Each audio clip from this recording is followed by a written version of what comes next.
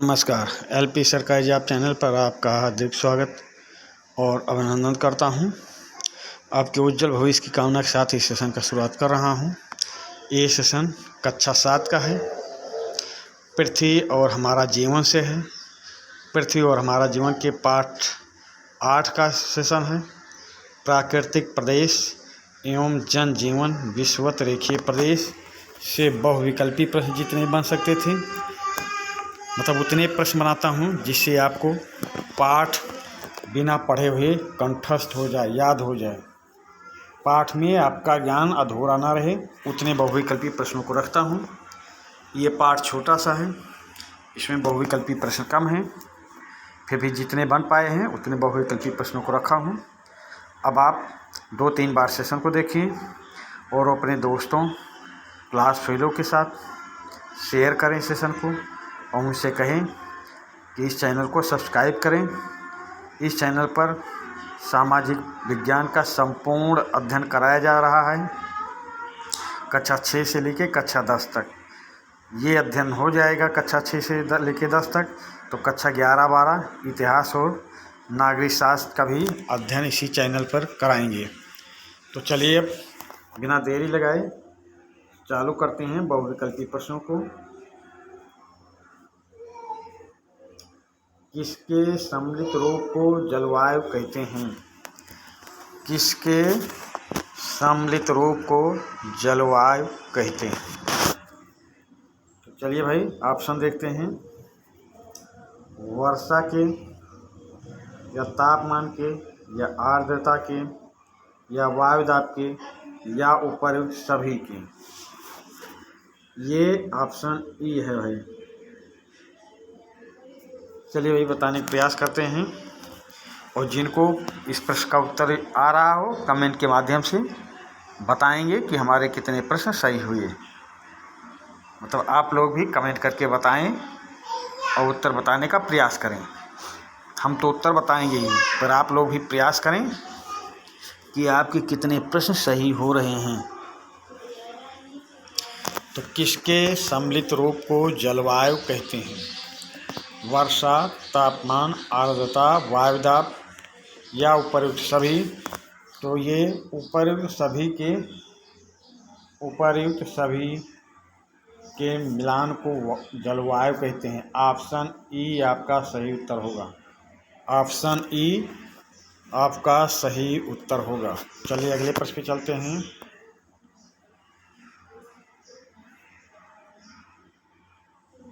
प्रश्न 2। भूमध्य रेखा से 23.30 उत्तरी अक्षांश पर कौन सी रेखा स्थित है? इसको आप 23.5 भी मान सकते हैं। ठीक, भूमध्य रेखा से 23.30 उत्तरी अक्षांश पर कौन सी रेखा स्थित है? तो कर्क रेखा स्थित है, या मकर रेखा स्थित है, या आर्कटिक रेखा स्थित है, या अंटार्कटिका रेखा स्थित है। प्रश्न नंबर 2। भूमध्य रेखा से 23.30 उत्तरी अक्षांश पर कौन सी रेखा स्थित है? कर्क रेखा, मकर रेखा, आर्कटिक रेखा या अंटार्कटिका रेखा। तो ये भूमध्य रेखा के 23.5 उत्तरी अक्षांश पर कर्क रेखा स्थित है। प्रश्न नंबर 2 का ऑप्शन ए सही उत्तर होगा। चलिए अगले प्रश्न पे चलते हैं। प्रश्न 3। भूमध्य रेखा की 10 अंश उत्तर व 10 अंश दक्षिण अक्षांशों के बीच को क्या कहा जाता है? प्रश्न नंबर 3। भूमध्य रेखा की 10 अंश उत्तर व 10 अंश दक्षिण अक्षांशों के बीच को क्या कहा जाता है? विषुवत रेखीय प्रदेश, या भूमध्य रेखीय प्रदेश, या उपर्युक्त दोनों, या उपर्युक्त में से कोई नहीं। प्रश्न नंबर 3। भूमध्य रेखा की 10 अंश उत्तर व 10 अंश दक्षिण अक्षांशों के बीच को क्या कहा जाता है? तो विषुवत रेखीय प्रदेश कहा जाता है या भूमध्य रेखीय प्रदेश, ये दोनों कहा जाता है। तो आपका उत्तर क्या सही होगा? Option C. ऑप्शन सी सही उत्तर होगा। प्रश्न नंबर 3 का ऑप्शन सी सही उत्तर होगा। चलते हैं प्रश्न नंबर 4 की ओर। प्रश्न नंबर 4, विषुवत रेखीय प्रदेश की जलवायु कैसी रहती है? विषुवत रेखीय प्रदेश की जलवायु कैसी रहती है? तो सुबह में मौसम साफ रहता है, अच्छी धूप होती है, ये सही है। या दोपहर बाद प्रतिदिन तेज वर्षा होती है, ये सही है। या अधिक ताप व अधिक नमी के कारण उमस होती है, ये सही है। या उपर्युक्त सभी सही हैं। प्रश्न नंबर 4, विषुवत रेखीय प्रदेश की जलवायु कैसी रहती है? तो सुबह में मौसम साफ रहता है, अच्छी धूप होती है, दोपहर बाद प्रतिदिन तेज वर्षा होती है, अधिक ताप व अधिक नमी के कारण उमस होती है, उपर्युक्त सभी सही हैं। तो प्रश्न नंबर 4 का ऑप्शन डी, उपर्युक्त सभी सही हैं। अगले प्रश्न पे आ जाएं। प्रश्न नंबर 5, विषुवत रेखीय प्रदेश में कैसे वन पाए जाते हैं? विषुवत रेखीय प्रदेश में कैसे वन पाए जाते हैं? सदाबहार वन पाए जाते हैं, या मानसूनी वन पाए जाते हैं, या रेगिस्तानी वन पाए जाते हैं, या पर्णपाती वन पाए जाते हैं? प्रश्न नंबर 5, विषुवत रेखीय प्रदेश में कैसे वन पाए जाते हैं? सदाबहार वन, या मानसूनी वन, या रेगिस्तानी वन, या पर्णपाती वन? तो प्रश्न नंबर 5 का सही उत्तर होगा ऑप्शन ए, सदाबहार वन पाए जाते हैं। प्रश्न नंबर 5 का ऑप्शन ए सही उत्तर होगा। प्रश्न नंबर 6 पे आ जाएं। विषुवत रेखीय क्षेत्र में कौन से वृक्ष पाए जाते हैं? विषुवत रेखीय क्षेत्र में कौन से वृक्ष पाए जाते हैं? रबड़ पाया जाता है और सिनकोना पाया जाता है, या रोजवुड और ताड़ का वृक्ष पाया जाता है, या महोगनी और आबनूस पाया जाता है, या उपर्युक्त सभी पाए जाते हैं? प्रश्न नंबर 6, विषुवत रेखीय क्षेत्र में कौन से वृक्ष पाए जाते हैं? तो ऑप्शन देखें, रबड़ और सिरकोना भी पाए जाते हैं, रबड़ और सिरकोना पाए जाते हैं, रोजवुड और ताड़ के वृक्ष पाए जाते हैं, महोगनी और आबनूस के वृक्ष पाए जाते हैं। तो आपका उत्तर क्या सही होगा? उत्तर सही होगा ऑप्शन डी। प्रश्न नंबर 6 का ऑप्शन डी सही उत्तर होगा। प्रश्न नंबर 7, मलेरिया की दवा क्विनोन किस पेड़ की छाल से बनाई जाती है? मलेरिया की दवा क्विनोन किस पेड़ की छाल से बनाई जाती है? ऑप्शन देखें, सिनकोना वृक्ष की छाल से, या रबड़ वृक्ष की छाल से, या महोगनी वृक्ष की छाल से, या आबनूस वृक्ष की छाल से? प्रश्न नंबर 7, मलेरिया की दवा क्विनोन किस पेड़ की छाल से बनाई जाती है? सिनकोना वृक्ष की छाल से, रबड़ वृक्ष की छाल से, महोगनी वृक्ष की छाल से, या आबनूस वृक्ष की छाल से? तो मलेरिया की दवा क्विनोन सिनकोना वृक्ष की छाल से बनती है, सिनकोना वृक्ष की छाल से। प्रश्न नंबर 7 का ऑप्शन ए, प्रश्न नंबर 7 का ऑप्शन ए सही उत्तर होगा। प्रश्न नंबर 8, सीसी नामक मक्खी के काटने से मनुष्य को कौन सी बीमारी हो जाती है? सीसी नामक मधुमक्खी के काटने से मनुष्य को कौन सी बीमारी हो जाती है? मलेरिया रोग हो जाता है, या टीबी रोग हो जाता है, या कैंसर हो जाता है, या नींद की बीमारी हो जाती है? सी नामक मक्खी के काटने से मनुष्य को कौन सी बीमारी हो जाती है? मलेरिया रोग हो जाता है, या टीबी रोग हो जाता है, या कैंसर रोग हो जाता है, या नींद की बीमारी हो जाती है? तो सी नामक मक्खी काटने से मनुष्य को नींद की बीमारी हो जाती है। नींद की बीमारी हो जाती है। प्रश्न नंबर 8 का ऑप्शन डी सही उत्तर होगा। प्रश्न नंबर 9, गिनी तट को बीमारियों के कारण क्या कहा जाता है? गिनी तट को बीमारियों के कारण क्या कहा जाता है? श्वेत निवासियों की कब्र, आदिवासियों की बस्ती, बीमारियों का घर, या असभ्य इलाका? प्रश्न नंबर 9, गिनी तट को बीमारियों के कारण क्या कहा जाता है? श्वेत निवासियों की कब्र कही जाती है, या आदिवासियों की बस्ती कही जाती है, या बीमारियों का घर कहा जाता है, या असभ्य इलाका कहा जाता है?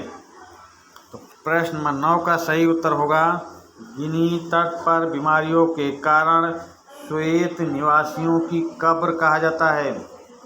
श्वेत निवासियों की कब्र कहा जाता है। चलिए आगे चलते हैं। अब आपकी ये बहुविकल्पी प्रश्न इससे 9 बन पाए हैं। इस 9 प्रश्न में पूरे पाठ को समेट दिया हूँ। अब लघु प्रश्न अभ्यास जो आपकी पाठ्य पुस्तक में अभ्यास दिया गया है, अब हम उस पर चर्चा करेंगे। तो प्रश्न अभ्यास में क्या है? पहला प्रश्न क्या है? निम्नलिखित प्रश्नों के उत्तर संक्षेप में दीजिए।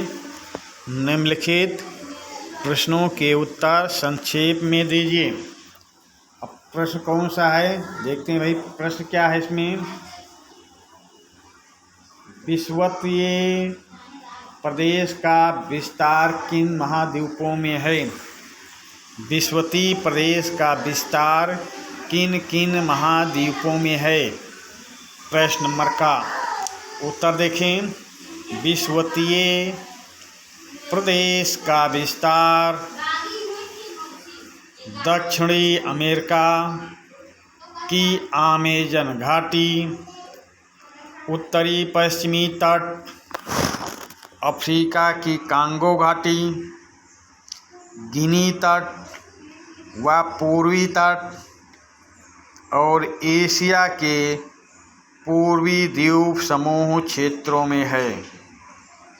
विषुवतीय प्रदेश का विस्तार किन महाद्वीपों में है? तो विषुवतीय प्रदेश का विस्तार दक्षिणी अमेरिका की अमेज़न घाटी, उत्तर पश्चिमी तट अफ्रीका की कांगो घाटी, गिनी तट या पूर्वी तट और एशिया के पूर्वी द्वीप समूह क्षेत्रों में है। अब अगला प्रश्न देखें। प्रश्न खा क्या है भाई? पिग्मी पेड़ों पर घर बनाकर क्यों रहते हैं? पिग्मी लोग पेड़ों पर घर बनाकर क्यों रहते हैं? चलिए भाई इसका उत्तर बताने का प्रयास करते हैं कि पिग्मी लोग पेड़ों पर घर बनाकर क्यों रहते हैं। तो चलिए भाई, पिग्मी पेड़ों पर घर बनाकर इसलिए रहते हैं। पिग्मी पेड़ों पर घर बनाकर इसलिए रहते हैं क्योंकि जंगली जानवरों से सुरक्षा हो सके। पिग्मी पेड़ों पर घर बनाकर इसलिए रहते हैं क्योंकि जंगली जानवरों से सुरक्षा हो सके और ज़मीन नम होने के कारण कीड़े मकोड़े आदि से बचाव हो सके। पूरे साल वर्षा होने के कारण ज़मीन पर पानी भरा रहता है। फिर से, पिग्मी पेड़ों पर घर बनाकर क्यों रहते हैं? तो पिग्मी पेड़ों पर घर बनाकर इसलिए रहते हैं क्योंकि जंगली जानवरों से सुरक्षा हो सके और ज़मीन नम होने के कारण कीड़े मकोड़े आदि से बचाव हो सके। पूरे साल वर्षा होने के कारण जमीन पर पानी भरा रहता है। प्रश्न गा देखें। विषुवतरेखीय प्रदेश के निवासियों के जीवन स्तर में सुधार हेतु क्या प्रयास किए जा रहे हैं? विषुवतरेखीय प्रदेश के निवासियों के जीवन स्तर में सुधार हेतु क्या प्रयास किए जा रहे हैं? तो उत्तर देखें। यहाँ के खनिजों को निकालने के लिए मशीनें लगाई गई हैं। अनाज उगाने हेतु बड़े बड़े फार्म बनाए जा रहे हैं। तो इसकी व्याख्या देखें। प्रश्न नंबर का, विषुवतरेखीय प्रदेश के निवासियों के जीवन स्तर में सुधार हेतु क्या प्रयास किए जा रहे हैं? तो उत्तर है, यहाँ के खनिजों को निकालने के लिए मशीनें लगाई जा रही हैं। अनाज उगाने हेतु बड़े बड़े फार्म बनाए जा रहे हैं। अगला प्रश्न देखें भाई। सदाबहार वन किसे कहते हैं? सदाबहार वन किसे कहते हैं? यह वन सदा हरे भरे रहते हैं तथा बहुत घने व ऊंचे होते हैं। सदाबहार वन किसे कहते हैं? यह वन सदा हरे भरे रहते हैं। यह वन सदा हरे भरे रहते हैं तथा बहुत घने व ऊंचे होते हैं। अब प्रश्न नंबर 2, कारण बताइए। कारण बताइए। अब कारण बताने में पहला प्रश्न क्या है? का भूमध्य रेखीय प्रदेश में पूरे साल वर्षा क्यों होती है? भूमध्य रेखीय प्रदेश में पूरे साल वर्षा क्यों होती है? तो भूमध्य रेखीय प्रदेश समुद्र के किनारे स्थित है, इसलिए पूरे साल वर्षा होती है। भूमध्य रेखीय प्रदेश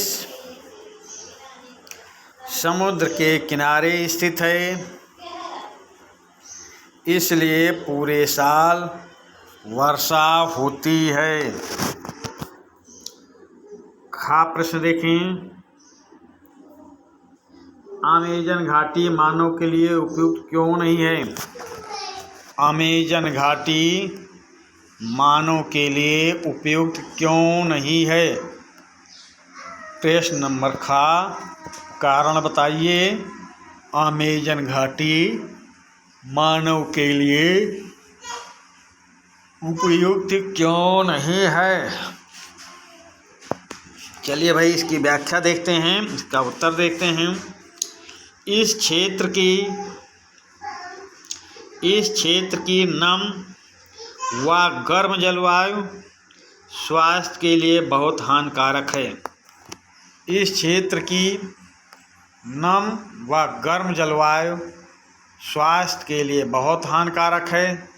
घने वन हैं जिनमें जंगली जानवर, जहरीले कीड़े मकोड़े हैं, इसलिए मानव के लिए उपयुक्त नहीं हैं। फिर से इसका उत्तर, इस क्षेत्र की नम व गर्म जलवायु स्वास्थ्य के लिए बहुत हानिकारक है। घने वन हैं जिनमें जंगली जानवर, जहरीले कीड़े मकोड़े हैं, इसलिए मानव के लिए उपयुक्त नहीं हैं। चलते हैं अगले प्रश्न पर। प्रश्न नंबर 3 सही जोड़े बनाइए। सही जोड़े बनाइए। एक तरफ है 1 2 3, दूसरी तरफ है का खा गा। सही जोड़ा बनाना है भाई। तो पिग्मी लोग किस घाटी में रहते हैं? पिग्मी लोगों का संबंध जायरे घाटी से है। बोरो लोगों का संबंध अमेजन घाटी से है। सेमांग का संबंध मलाया से है। अब आप समझ गए होंगे। पिग्मी जायरे घाटी से मिला दीजिए, बोरो अमेजन घाटी से मिला दीजिए, सेमांग मलाया से मिला दीजिए। तो इस प्रकार सही जोड़े बन जाएंगे। ये सही जोड़े आपकी स्क्रीन पर हैं। नहीं समझ में आ रहा तो आप स्क्रीनशॉट ले लें। आप स्क्रीनशॉट लेके बाद में अपनी नोटबुक में लिख लें, याद कर लें, समझ लें। तो चलिए भाई, अब प्रश्न नंबर 3 से आगे बढ़ते हैं प्रश्न नंबर 4 पर। प्रश्न नंबर 4 की तरफ बढ़ते हैं। प्रश्न नंबर 4 है सही कथन के सामने सही का निशान। सही कथन के सामने सही का निशान और गलत कथन के सामने गलत का निशान लगाइए। सही कथन के सामने सही का निशान और गलत कथन के सामने गलत का निशान लगाइए। चलिए भाई, अब सही गलत देखना है। प्रश्न का है पिग्मी लोग गोरे व लंबे होते हैं। तो क्या पिग्मी लोग गोरे व लंबे होते हैं? नहीं भाई, गलत है। ठीक। अधिक ताप व वर्षा वाले क्षेत्र में सदाबहार वन पाए जाते हैं। जहाँ अधिक गर्मी होगी, अधिक वर्षा होगी, वहीं पे सदाबहार वन पाए जाएंगे। खा सही है। पिग्मी जनजाति के लोग पक्के मकानों में रहते हैं। नहीं, ये पक्के मकानों में नहीं रहते। मचानों पर अधिकतर घर बना लेते हैं, क्योंकि वहाँ साल भर वर्षा होती है तो ज़मीन में पानी भरा रहता है। ज़मीन नम होने के कारण जहरीले कीड़े मकोड़े टहलते रहते हैं, इसलिए मचानों पर रहते हैं, पक्के मकानों में नहीं रहते हैं। ये गलत है। अमेजन घाटी पर्यावरण की दृष्टि से बहुत महत्वपूर्ण है। तो पर्यावरण की दृष्टि से महत्वपूर्ण है पर रहने लायक नहीं है। तो पर्यावरण की दृष्टि से महत्वपूर्ण है। अमेजन घाटी पर्यावरण की दृष्टि से महत्वपूर्ण है क्योंकि यहाँ से ऑक्सीजन मिलता है। पर ये कहें कि अमेजन घाटी के लोग कैसे जीवन यापन करते हैं, उनके लिए यहाँ जीवन यापन करना मुश्किल का काम है। पर आपको प्रश्न के अकॉर्डिंग उत्तर देना है। तो का प्रश्न गलत है, खा सही है, गा प्रश्न गलत है, घा सही है। तो चलिए भाई, ये पाठ हो गया। ये पाठ आपका जो बहुविकल्पी प्रश्न बन सकते थे वो बन गए, और जो आपके अभ्यास पुस्तक में दिया गया था वो प्रश्न बन गए। इसी के साथ हम इस सेशन का समापन करते हैं। धन्यवाद।